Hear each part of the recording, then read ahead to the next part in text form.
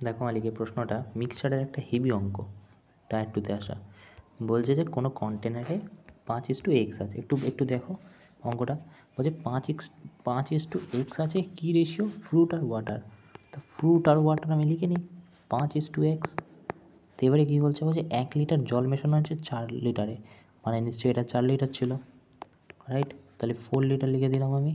আর এইটা কত করা হয়েছে? প্লাস 1 লিটার যোগ করা হয়েছে, ঠিক আছে?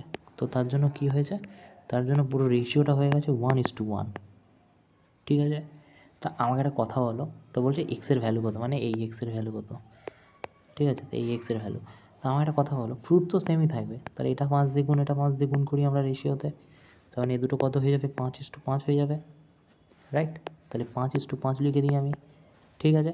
এবারে আমাকে একটা কথা বলো, এখানে 10x আছে, মানে এটার রেশিও, তাহলে 10x এর ভ্যালু কত হচ্ছে? কত লিটার? 10x মানে বেড়ে টোটালটা কত হয়েছে?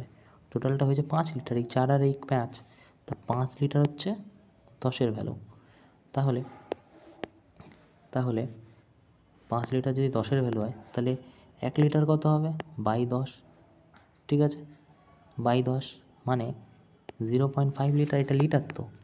তা 10 রেশিওর ভ্যালু হচ্ছে কী বলে, 10 রেশিওর ভ্যালু 5/10, 1 রেশিওর ভ্যালু 5/10।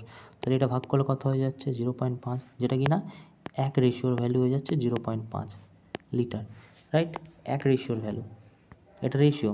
তো আমি এটা বোঝার জন্য এক্স লিখে দিলাম, ওকে? এবার একটা জিনিস দেখো, আমাদের দরকার এইটাকে আমরা 4 লিটার বানাতে চাই। কেন? কারণ এক্সের ভ্যালু দরকার। তা তুমি আমাকে বলো যে এই যে এটাকে 4 লিটার বানাতে চাই, ঠিক আছে? তাহলে কত দিয়ে গুণ করলে 4 লিটার হবে? 8 দিয়ে গুণ করলে হবে। 5 8 40, 0 হাতে 4, ঠিক আছে? 8 0 0 আর 4, রাইট?